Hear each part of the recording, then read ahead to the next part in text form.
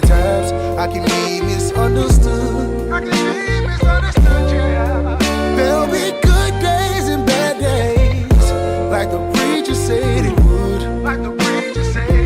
All I ask is you will try loving me. All I ask is you will try loving me. 'Cause loving me ain't easy. I know it ain't. What's going on? It's your boy, the People's Champ, King Conda, in the building right here on Black King's Free Game. And on today, I have someone that I grew up with. Now, when I say I grew up with him, I really grew up with him. And he lived over 7 states away. It was trips that you would never, ever know about. All the way to Busch Gardens. And I have with me my family, my cousin, the owner of Steezo Collection, Tayron Bush. Hey, how's everyone doing today? How y'all doing? Thank you for having me on the show today. I appreciate it. Yes, sir. No, thank you for being on the show today. No problem. Glad to be here. So that I can give you guys a small background too before we get into it. Look, Steezo has now been a direct sponsor for Black King's Free Game for working on our 2nd month. Yeah. Yes. And let me tell you something. You see me taking the breaks, I'm like, go to SteezoCollection.com. Look, I need you guys to actually go to SteezoCollection.com. Please. And look, I'll be putting it in on my Facebook page, so you can just click the direct link. And sometimes it's been an error. I know I put it on there a few times, and people were telling me it's not going to the site, and that was my fault because I forgot a W. Oh my! Where a W? Oh, www. Okay. It doesn't put it in a blue link if you don't do that. Yeah, it won't do it. Yeah. So also, Tayron. You can introduce yourself, Bubba. Let them know exactly who you are. Okay. My name is Tayron Bush. I currently live in Midway, Georgia. I'm from Philadelphia, Pennsylvania. Mm-hmm. We moved here about 4 years ago, and we've been here ever since. Yes. My family ties, my grandparents, I have a lot of family members that are from here, this area. Mark and my grandparents, aunts, uncles, cousins, great cousins, great aunts, the whole works. The whole tribe is right here. The whole works. The whole works. Yes. Now, just so they know our background, do you remember Busch Gardens? I totally remember Busch Gardens. We yes. My grandparents took Mark and I to Busch Gardens one summer for a summer vacation. Yes. And we were down there, and I remember me and Mark, the first thing we wanted to do was look for girls out there. Yes. We were on it. We wanted to look for the girls. We totally wanted to look for the girls out there. And, yes. We were big roller coaster enthusiasts. Yes. You know, we had to ride every ride, and I believe Mark's favorite ride was King Dakar. Yeah, it was Kumba. Kumba. Kumba. Kumba. Listen, y'all, when we got to Busch Gardens, first of all, our biggest thing was, it was like, oh man, I don't want to wait in all these lines, right? We were fully expecting to wait at least 30 minutes to an hour for each ride. When we got in Busch Gardens, it was full, but Busch Gardens has so much for you to do that when you went to the lines, it was shorter. But I remember one line was short. It was called the Kumba. And I believe we still have that picture. I know I still have mine. I don't know. Probably have it stored away somewhere. Maybe in my grandparents' house, but I didn't remember taking that picture. I remember Mark. Yes. Mark was like this. Yes. Mark was like that in the picture. Yeah, it was crazy. Mean, Mark loved that thing. Look, we went on that ride at least 4 to 5 times, back to back. That was a good trip. That Yes. was a very good trip. I really appreciated that trip. you know. man. That park was big too. And Yes. we were small. We were probably about 13, 14, 14, yep. 13, 14 years old out there. Yep. And Enjoying it. we had a good time. We Yeah. really did. You know, that was a good time. I kind of think Busch Gardens is Busch Gardens still open? It is. I think it is. If y'all don't know, shouts out to Busch Gardens, especially for the nostalgic memories. But y'all have been a little bit underrated because from my remembrance, Busch Gardens was tight. I mean, because it was just basically almost like Wild Adventures. It was a zoo and also a theme park. Yeah. So yeah, that was amazing, y'all. Y'all was don't nice. understand the nostalgic memory. We actually have a story behind that. We call it the baked potato story. My grandfather, we were out to dinner, and He didn't hear. so the waitress comes up to my grandfather. She requested our orders. Yes. And it was my grandfather the last one to order, and she goes up to Willie. His name is Willie, and she goes, "So, sir, We don't have with your everything. Go ahead. with your meal." And she's like, "With your meal, would you like the mashed potatoes, the baked potato, the macaroni, and some broccoli or something Yeah. like that?" He's like, "Oh, okay, I'll take the baked Baked potato." potato. And she's like, "Sorry, sir, we're out of baked potatoes. Would you like something else?" And he's like, "Oh. I'll take the baked potato." And she's like, "Sir, I'm sorry, we don't have any more baked potatoes." He said, "Oh, okay." "Oh, I'll take the baked potato." Yes. He said that three times in a row. And we broke out in It was like, hysterical Papa, laughter. you.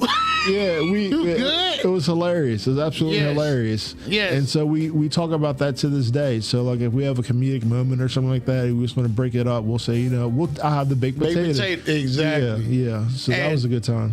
And also, leading up to that, because you grew up in Philadelphia. Okay. Grew up in Philly. Now, this is the thing. He would grow up in Philly, and then on the summertime, I'm like, where's Tehran? Yeah. Like, look, his mother heard from me, right? It wasn't he calling every week. No, it was around summertime. Hey, Yeah. cousin, but Where's Tehran is at? Tehran down here? Where's Tehran at? Yeah, Like, where's you Tehran? don't call me unless it's about Tehran. Don't call me. Yeah. You ain't called me to check on me. Look, Yeah. I was calling anybody. I would call Mark's mom, Miss Jewel, and say, Ms. Mosley, is Mark here? Is Mark home today? Exactly. Can Mark come out and play today? Can I come Yep. over? Because that's Yep. when Mark had a swimming pool. Yes. I don't know if any of y'all know that, but Mark had an in-ground pool. Yes. So we were little, so I says, "Oh man, Miss Mosley, can I come over and swim at Mark's house today?" Yes. And she said, "Well, Mark might have church in the afternoon, but you can certainly come over afterwards." What's up, Jocelyn? Yep. So yeah, I would come over and I would swim in Mark's pool. Yes. Mark would have us. That's when I probably about maybe 9 or 10 at that point. Yes. Yeah. But I would go to Mark's house, and that's when we start. That was when we first started our connection. Yes. That's when I first started to find out who Mark was. Mm-hmm. See, Mark also had a go-kart too. Yeah. Oh, yeah. Mark Yeah, was spoiled as a kid. We was dangerous though. Look. Yeah. My go-kart, let me tell y'all, my father actually built that pool. He built that pool by hand, brick by brick. Now, officially, it was a duck pond. I don't know if you knew I didn't know that. I had no idea. It was a duck pond because, they tax pools. So Tax that isn't pool, oh my officially. So even right now, that was a duck pond, y'all. We were No swimming clue. Had in no the clue. duck pond. It was big enough. Yes, I know, bro. That was one of my it was few tight. few experiences with swimming. Yes. Mark was probably one of the pioneers who taught me how to swim. Yeah. Well, see, you was up in Philly, and at that time, I had already swam in lakes because I was in Boy Scouts. And everything. Right. But hey, let's lead back to you growing up in Philly, right? Right. Because right now, you guys, I want you to remember, go to steezocollection.com. That's Steezo Collection. That's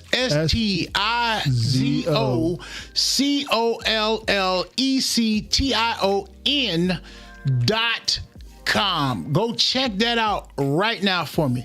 And don't forget, you need to go to yourhomechamp.com also for all your home buying and listing needs. Now, we're gonna get into it. Growing up in Philly, right? Right. What was it that even steered you in order to do a clothing line or a collection?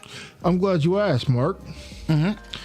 That was something a little bit. I have something written down over here. Okay. That I wanted to talk. You know, I have a little military injury, whatever, so I have to write down stuff and talk about it that way. But that's besides the point. But I just want to read a little something that I prepared, and it talks about the foundation story behind Steezo Collection to let everyone know how we became started in the first place. But it didn't begin with a business plan or a fashion degree. It began on a Friday night.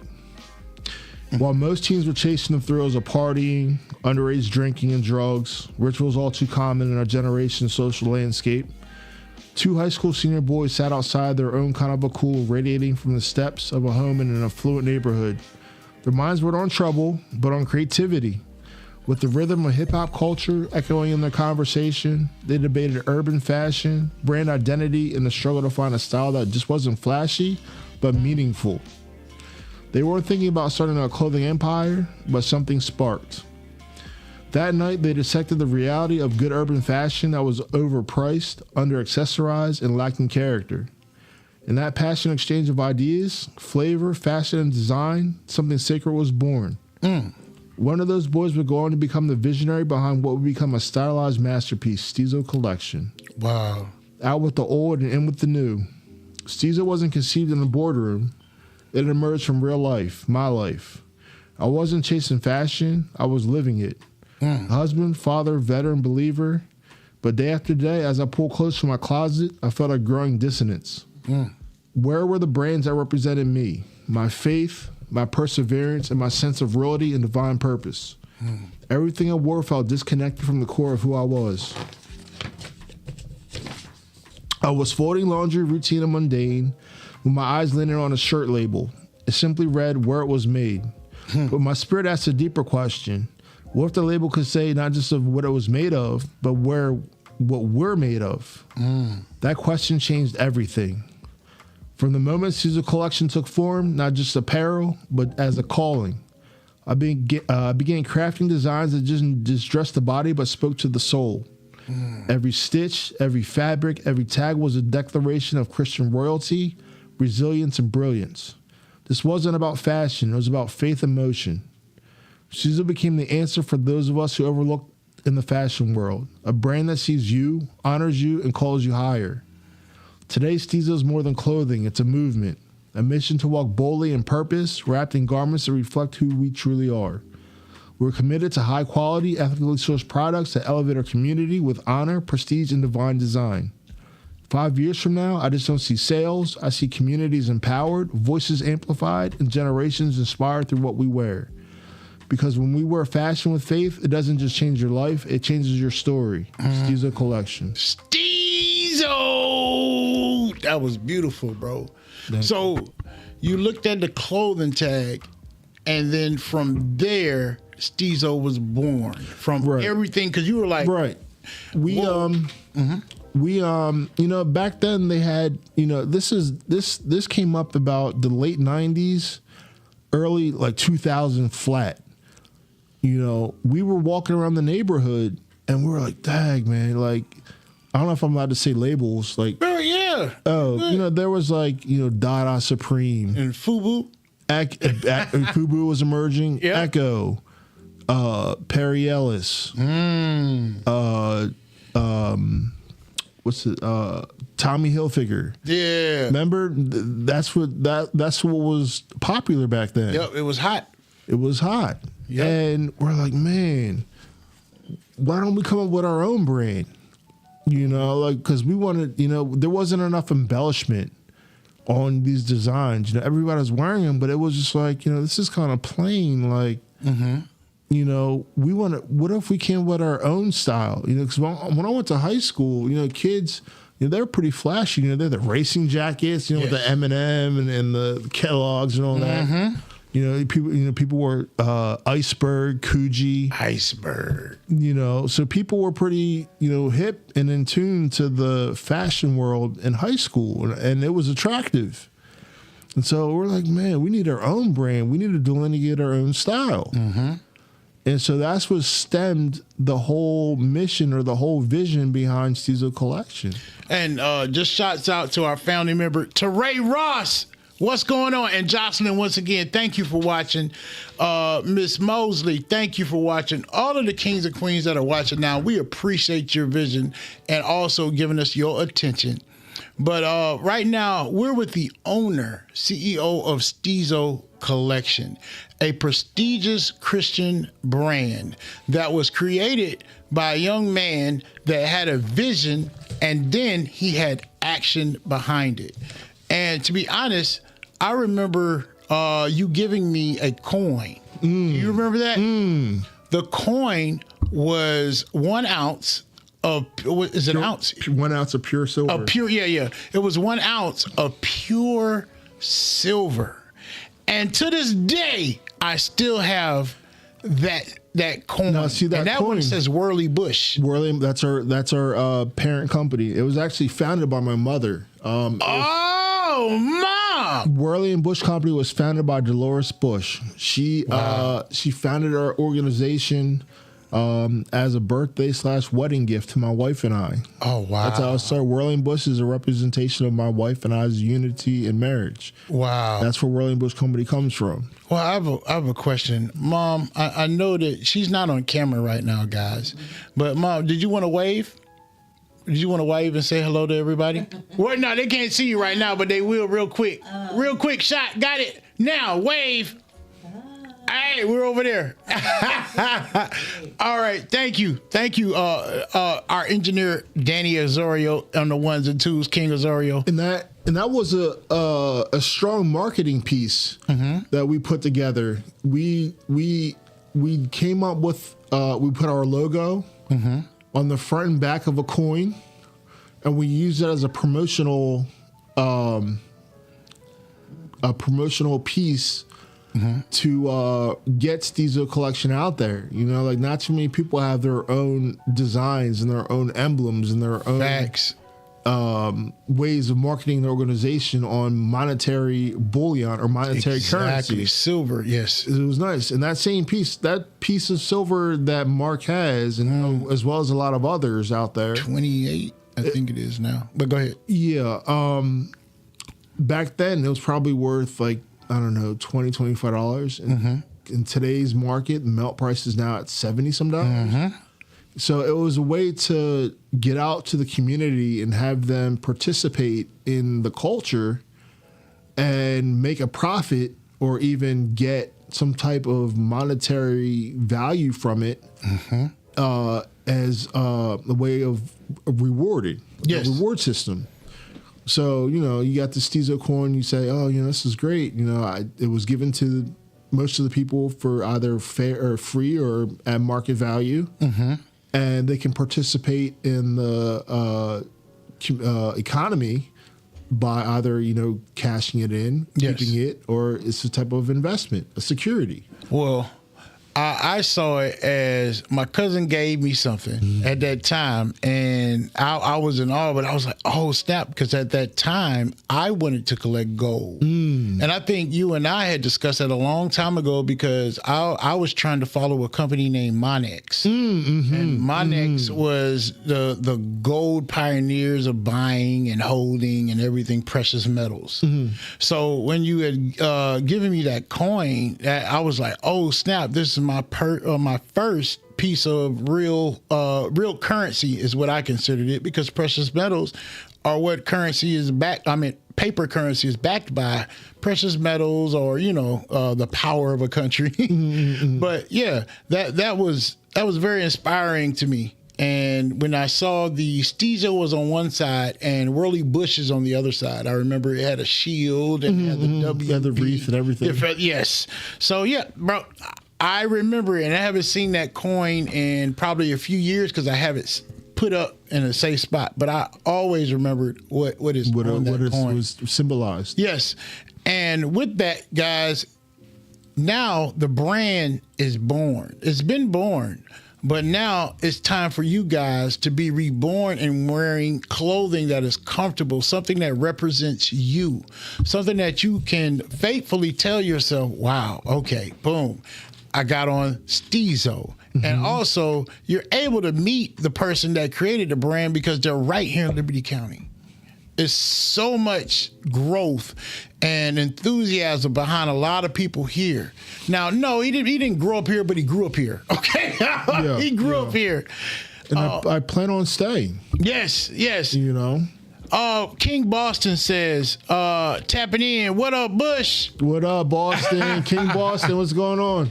Yeah. And speaking of that, speaking of community, now, since you've been here about 4 years. Yes, sir. So in your 4 years, you've also been involved in the community. Could you enlighten them on a few of the programs that you're involved with? Yes, sir. When I came here and I brought my business to Georgia, I started out with the Chamber of Commerce, and I served as a member there for a year. And I was introduced through them to the 11 Black Men of Liberty County. And through the 11 Black Men of Liberty County, I served as the education director on the education committee. And I served on that council for about 4 years. And I've been, I still am with the organization. And it's been fantastic. Yes, it's been fantastic. Especially, I'm a part of the 11 Black Men also now, and that organization is phenomenal. Now, it does take up some time. You have to really be dedicated to it. But we have a group of men that are really inspiring. We have a group of young men that are looking to be inspired and are going to be inspiring to the next group of young men that come through that right.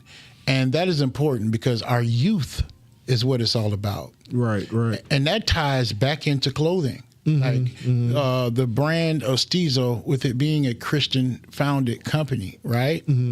That is something that I think that should be reverenced, especially with our young kids and everything. Right. It brings a sense of identity. It brings a sense of belonging, purpose.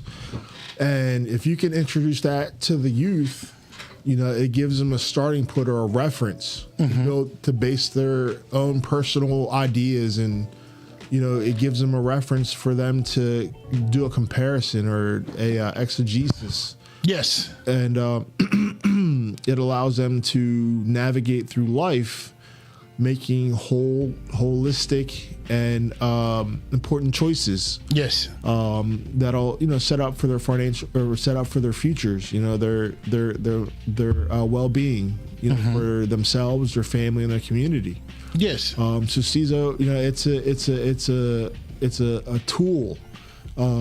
It's a prop. It's there to help to achieve goals and to be sustainable in your community. Yes. So it's there to help.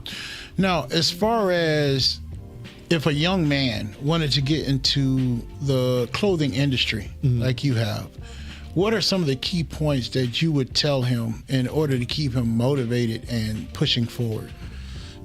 If you want to get in the clothing industry, I personally didn't get into the clothing industry. My background is in architecture, which stemmed into clothing.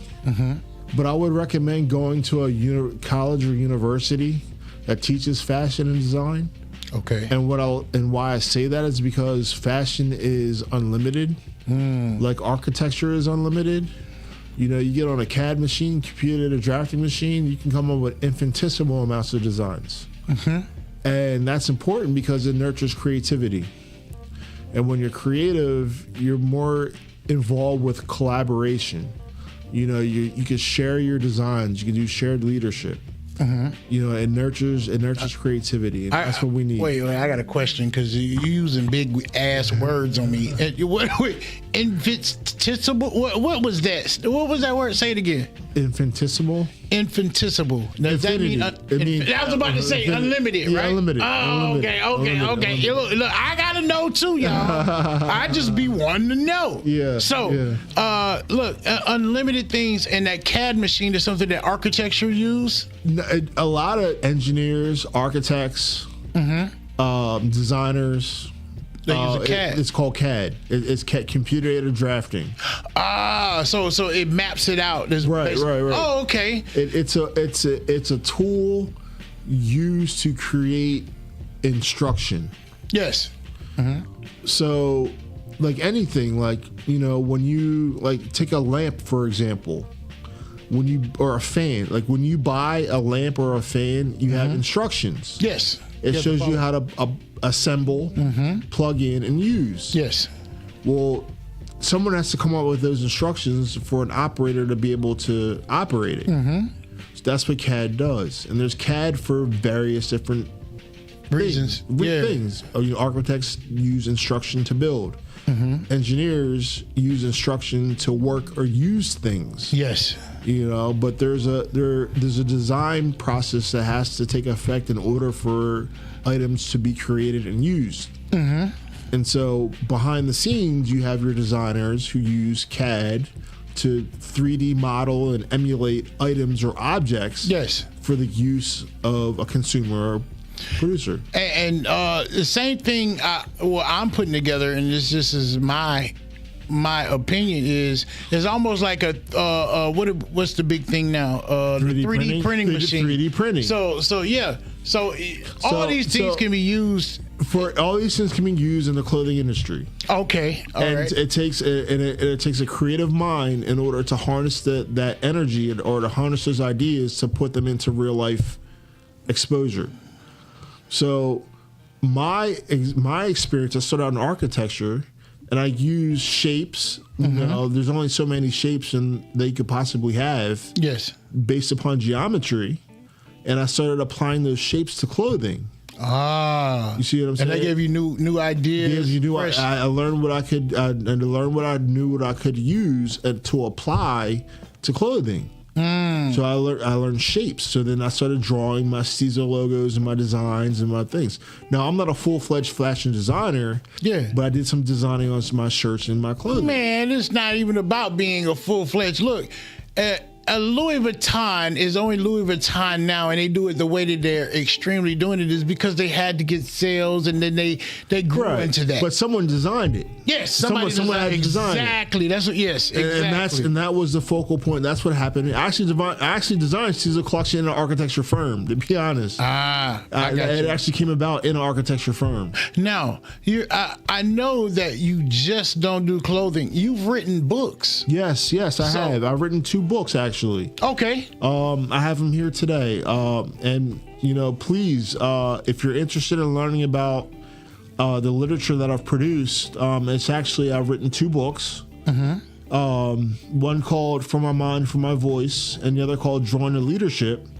Hence Drawing to Leadership, Architecture, hint. But anyway, From My Mind, From My Voice is a compilation of stories that I've learned and told and talk about social issues, political issues, religious, Christianity, sociology. And I talk about some things that from a Christian point of view that talk about issues that need to be discussed in today's world and time. And I talk about that, and then my Journal Leadership, I talk about leadership through an African American perspective on African American children and youth. Oh wow! How we need to be accountable, and how we need to scale up to the global community. How we need to have voice there as well, not so much driven to our local community, but we need to drive our ideas and our actions and motivations to the global community as well. We need voice there too. We need to branch out and go a little bit deeper and wider and vast in terms of our outreach and our outlook, our outlooks on our local communities. Now, with even the books, right? Like all day, I can say, man, I could write a book. You have probably plenty of people that always talk about it. And once again, you have to be about action. You have to be about action. So not only has my cousin Mr. Bush not only created a clothing brand, but he's also written 2 books. To all of the young kings and queens out there, you can do it. You just got to put your time and motivation into it. And this is something that I think is huge. I think it's big. And you also donate your time back to the community, which is very, very important. Now, as far as you growing up in Philly, right? What was the big difference that when you were growing up in Philly and you come home down here, well, I call it home, but you come down here to visit, what was the big difference you took from that? How did that affect your life as far as your perception? Growing up in Philadelphia, it was, for me, it was about academics and sports. And coming here, I learned about politics and community. I wasn't so much involved in politics and community until I came here. Okay. See, there in Pennsylvania, in Philadelphia, kids were about academics and sports. So I had a very strong academic career. I was involved. I mean, I had like 10 honors courses. I was in 10 different organizations. That's a lot of work. A lot of work. I had sports. I played 3 sports a year since 5th grade up into my senior year. I mean, I went to states. Just missed nationals by an inch. Oh, man. For high jump. I have over 60 medals. I have a state medal, finished 4th place. And this was all track and field? Track and field, football. Okay. Played basketball, indoor, outdoor track. Was in the band, played in band up until my 9th grade year. I was in the newspaper all the time. Oh, yeah. 5 or 6 articles. I mean, I was busy. I was very busy. And then I know later on after you were in the military, because you're also a vet. Also a vet. And we'll get into that real quick. But oh yeah, you went to Villanova. Went to Villanova, yeah. Now listen, the reason I know that he went to Villanova because this Joker was so on it when Villanova won that championship, bro. Yes, sir. Yes, I'm sir. talking about yes, he sir. was proud as all get out. Oh, and especially when we won it too. It was a buzzer beater. Yes. It was a buzzer beater. It was exciting. It was awesome. It really was. It was awesome. It was fantastic. Now, how long did you serve in the military? I served a third of my contract. I ended up getting sick, which is why I'm reading from paperwork now. But I ended up getting sick. I served a third of my contract. They honorably discharged me, gave me my medals, gave me a good narrative, and it was a really good time for me in there. It was a lot of hard work. Yeah, a lot of hard work, but they gave me a good rapport. They gave me a good time. I had a good time in there. That the military taught me a lot about myself. Yeah, it taught me to persevere. It taught me to stand for what I believed in. It taught me to just stand. It taught me my faith. I actually got baptized when I was in the military. Oh, really? Yeah, as an adult. Ah, okay. As an adult, I got baptized in the military. I met a lot of people, a lot of cool people in there. It was an experience that I'm glad I had, and it's funny because a lot of people in our family are military. And I didn't realize that until after I got out the military. And so having that experience and then being able to go back to college, I wouldn't be where I am today if I didn't go to the service. I'll tell you that right now. Man, well, I can't get into that, but I have something that I'm going to present soon, and it's got to deal with the military, because I'm gonna say this, and I'm not going to give it out of what I plan on doing, but the military has saved a lot of folks' lives. It's really changed a lot of people's outcomes, And I don't think the military gets enough credit for that. No, nothing's perfect. Nothing's perfect, because you could have went to the military and then we got into some big war or something happened. But either way, there's a purpose behind it. And a lot of people that found their purpose, they found it in the military, whether it was while they were in there or when they got out. At least they had some direction. You know what I mean? Yes, sir.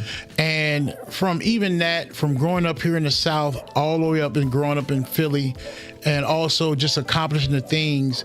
Look, you were in the military and it directed you also.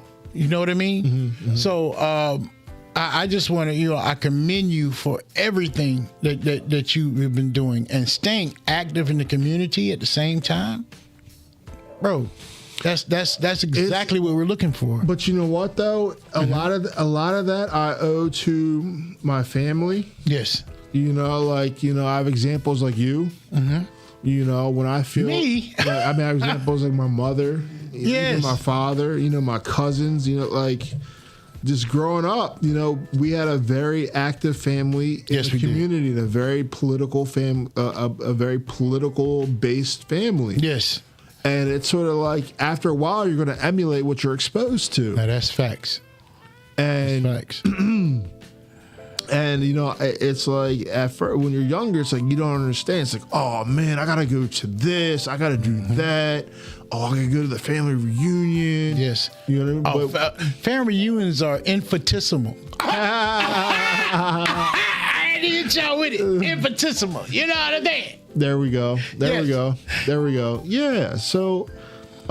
Just growing up in our particular family, I mean, we were just blessed to have that type of acceptance and that type of leadership in our family, and I'm very thankful for it, because as I get older, I really appreciate it more and more. Yeah, and you start realizing it. Yeah, like just exactly what people do in life and how they operate.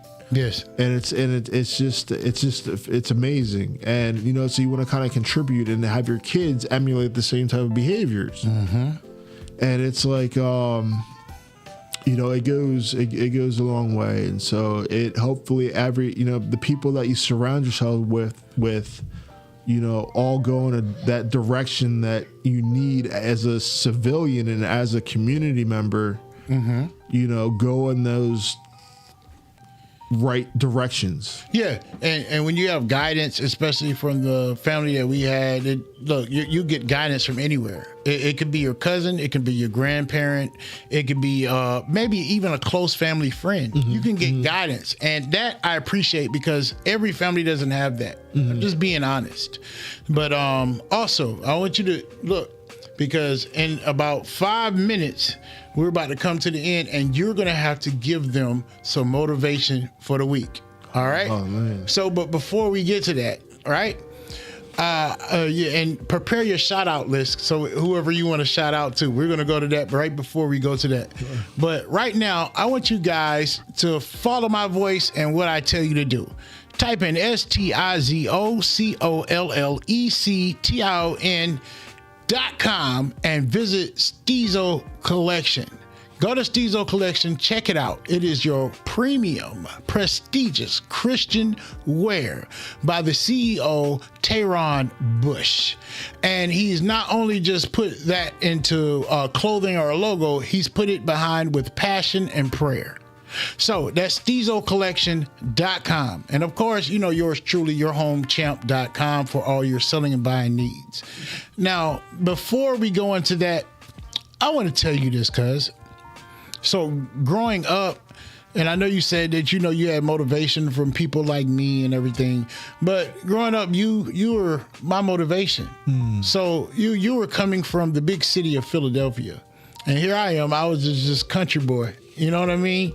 So to me, it was like, man, you saw way more than I did. I was right here in the country. All I saw was the trees and who I knew. And you had been to the city where I know you saw buildings. You got to meet all these different people. And, up there, you said they they were very strict on education and sports.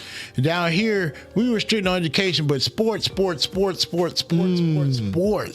That's what it is. And your parents generally had to keep you in line for their education. You know what I mean? But back then, it was different. So, I appreciate you and the motivation you've given me throughout my life. Yes, all sir. right? Thank you. Now, Tay, I'm going to give you a short opportunity to go ahead and shout out those folks that you want to shout out right now. Shout out to my mother, Dolores Bush, my father, Ronald Bush. Shout outs to my boy, Christoph Williams. Shout out my boy, Ian Spangler. Shout out to my wife, Marissa Bush, Delaney Burley Bush, Bo Cheryl, Breland. Shout out to, that's it. Stefan Brown. Norma Rose. Yes, Steph. Norma Rose. Yes. Shouts out to all of the family also, and that's from both of us. Now, we come to the part to where we need some of your wisdom, Tehran. Wisdom? Yes, we're going to go to the wisdom. And the reason I say wisdom is, brother, I know you got a lot of it. I mean, you've written a lot in 2 books, and you've given a lot of design and inspiration through your clothing, right? Now, if you could design everything from out of your book, from both books, and from your clothing, and you can put it into a sentence of encouragement, what would you tell these kings and queens today? Do something you love to do 15 minutes a day, every day, until a year from that time you start, you'll become an expert in something you love to do. So 15 minutes a day, do something you enjoy or that you love to do, and a year later, you'll be an expert at that particular craft or study that you started. Oh, okay. 15 minutes a day. 15 minutes a day. 15 minutes a day. A year later, you'll be an expert. Wow. Yo, Talia. Yeah, I don't know. My niece is in the audience right now. She's back there with her father, King Azario. Talia, you heard that? 15 minutes a day.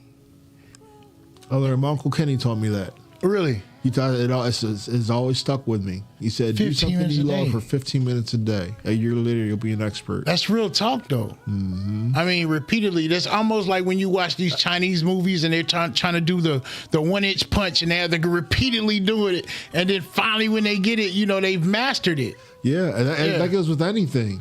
If you want to study something, you want to learn a craft, a skill, a language, a story, anything, 15 minutes a day, you'll become an expert in a year. Wow. So, y'all heard it right here. The owner of SteezoCollection.com just dropped a jewel of free game on you. Because if you do continue to do something consistently, 15 minutes a day, that's 15 minutes. As something that you really want to truly get done, or you truly want to master, you become a master of it within a year's time. Now that's at 15 minutes a day. Say you're able to put in an hour. You know what I mean? Yeah. If you're able to give yourself that time and dedicate that time, you will become a master of that thing. Well, my message is 15 minutes a day has gotten him here, Exactly. helping other people and motivating other children, motivating young men into being something greater than what they even expected. So don't ever take for granted the words of wisdom that someone's saying. Don't just pass it by, or just don't swipe by and not internalize what someone's saying to you, especially when they're saying it out of love. And I can truly say, this is my cousin, and I love my cousin. And he knows that. He knows it. So to you guys, don't forget, 15 minutes a day could change your future and make you a master of everything you envisioned. 15 minutes a day can make you a master of everything that you've envisioned. So kings and queens, don't sell yourself short. Get out there, give it the effort, do the initial due diligence and work. And once you learn that, it becomes infinitesimal. And infinitesimal means unlimited, forever. Nobody can take that from you. So on today, once again, I've learned something new, infinitesimal. That's a word that I will no longer forget. And in order for me to keep using it in my verbiage, I would have to practice it. Maybe not 15 minutes a day, but look how fast I'll learn it. So it's your boy, the People's Champ. I'm here with the CEO and owner of SteezoCollection.com. We'll see you next time, Kings and Queens, and we're out!